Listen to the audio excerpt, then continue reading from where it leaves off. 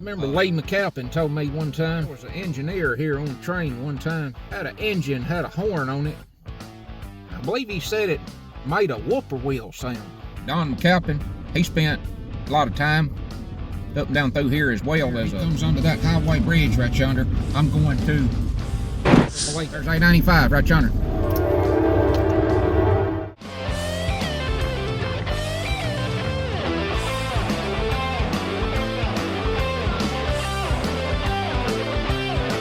The edit.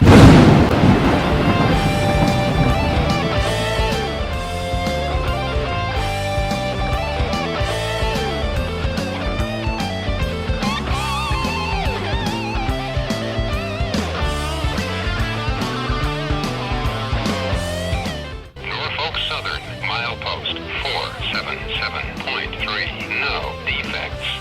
Thinking about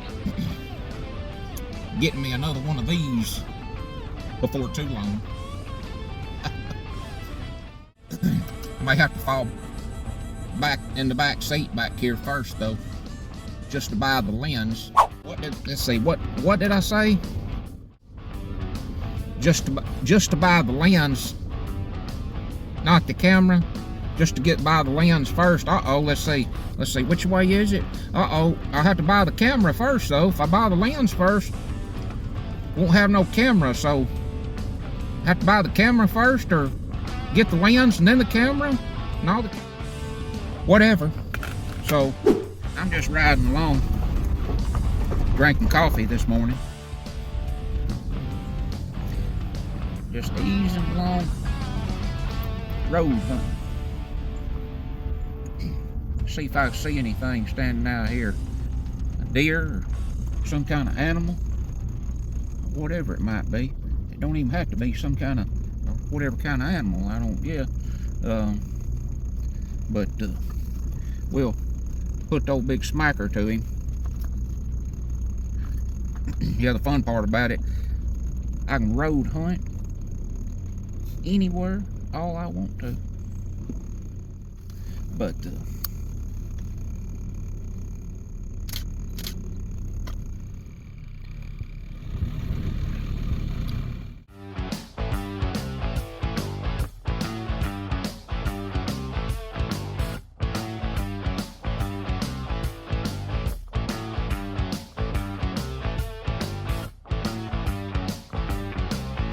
in here downtown Pocahontas at the 477, big coal trains east of me. Coal train comes down through here. He comes under that highway bridge right yonder. I'm going to believe it.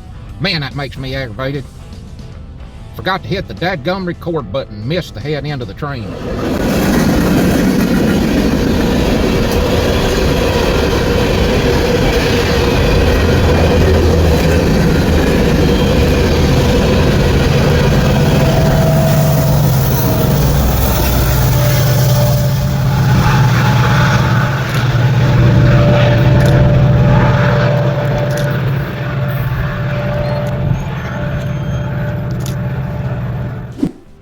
More than a couple of pretty good images of him that time. I'm gonna spit these images straight over to my phone. Showed a couple of people in the field how I do this, but a Wi-Fi DSLR camera. Oh my goodness, it is one more of a blessing in the field when it comes to me. I can't imagine having to get back home to really and truly check out all this stuff that I take. Look, there they are. They're already on my phone. The images. Done moved them from the camera to the phone.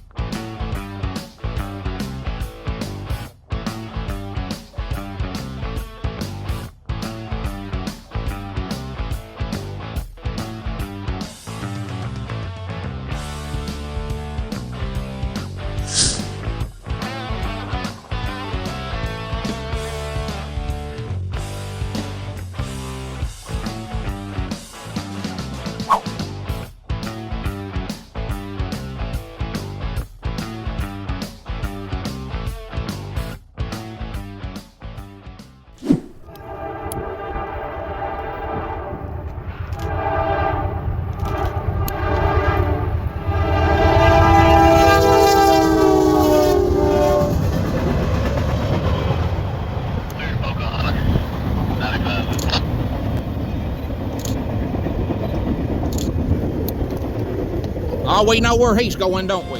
Norfolk Southern, milepost 477.3, no defects. Norfolk Southern, milepost 477.3, no defects.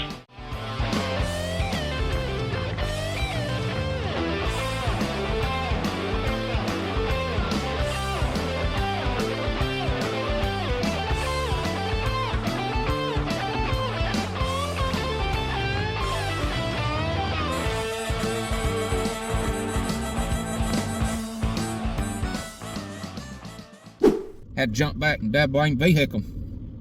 Cold. There's the old historical car house over there. But I'm actually sitting right dead where the railroad depot was here. And I got a photo here that I've used in some other content and videos and whatever. Best I remember, I believe Don McAlpin sent me this photo. It's a picture of the Pocahontas railroad depot. And the old car you see sitting outside, I think Don's brother, Lee, he said that car belonged to Herbert Bullard. Said that he was one of the depot agents. And of course, Don McAlpin, he spent a lot of time up and down through here as well as a depot agent, a freight agent. He worked in several of the different areas, you know, up and down here on the west line, you know, starting back down west, you know, toward Rossville, going back east, going back up through here. And of course, like I say, right here at Pocahontas, Don worked right up through here. And his brother Lee, he was raised just right across the street out here from where the old big historical car house is. And this car house right here, of course, to my knowledge, I believe it dates back to Civil War era. So I don't know, who knows, it might have been even used for like a Civil War hospital somewhat, you know, back in time, about the time of this Battle of Davis Bridge over here, where I went with historical field researcher Ricky Hauser and Lee McAlpin to go over with me, and we went over and looked at that woman's steel burial vault. There's just a lot of stuff happened, you know, right in this area of the country, right back about the time of the Civil War. And this whole west line right here on this railroad, it pretty much still lays just exactly where it did during the Civil War. Best I remember, I think Don McAlpin was actually the one that told me that back at the milepost 468. I think that was like year before last. He was talking about this rail line in regards to, you know, going back to the Civil War. Just a lot of history right in here in these parts, of course. I remember Lee McAlpin told me one time when he was a kid growing up across the street up here, there was an engineer here on the train one time. Had an engine, had a horn on it. I believe he said it made a whippoorwill sound. How interesting. There's 895 right yonder.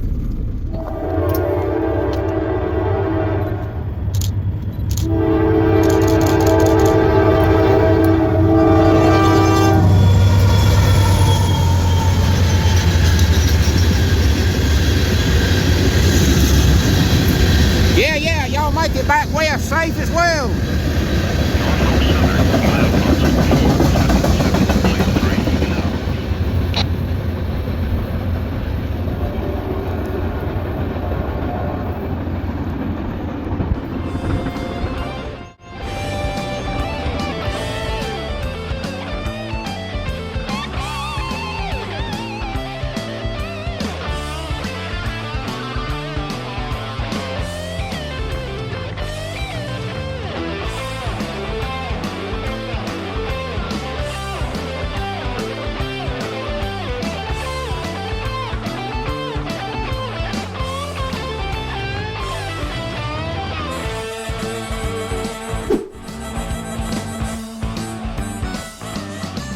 Wanted to throw a little word out there about how truly grateful that I really am to be able to get out most days and do what I do. You know, I can find myself just about anywhere, you know, from one day to the next. I never know. I've got so many interesting spots to go to. I nearly just get completely bumfuzzled sometimes, trying to make up my mind what I'm going to do. What on earth am I going to do next, or where am I going? And I just don't know, you know. Just too many places to go. But I do try to go over to Cantrell and watch those guys a time or two a week. I've been going over there on the average, you know, at least once a week, maybe twice a week or something like that for a good while. And a lot of times I'll actually do an episode out including stuff along the line. And sometime, like I just recently done on the last episode that I uploaded, I jumped up there to Cantrell on the IC line there at Buchanan Yard last thing, and caught some footage with them and throwed right on the tail end of the episode. I'm just truly grateful and blessed to be able and get out and do what I do basically anytime that I want to do it. Basically anytime. I don't report under nobody. I just do what I want to do. And I think, of course, number one, my Maker above for giving me the blessings to get out like I do and to encounter some of the moments. A lot of days and a lot of times it's just one-time events, you know. It can't be replaced. I am truly grateful and thankful, blessed for being able to do what I do. I really am. Literally on every single outing, you've got to have the courage to act and the ability to perform. I just almost literally amaze myself a lot of times when I get back home at night looking at the different stuff that I've taken, you know, throughout the day. After everything is all put together, you know, that's always the amazing part about it. Once I actually get sit down in a low light environment and get to looking at everything that I've done, that's always the big part. You know, it's just like some folks that I never get to meet that follow me, you know, that's all cool stuff, you know, that's all cool stuff and all that, you know, when it's all put together, really. And also too, the editing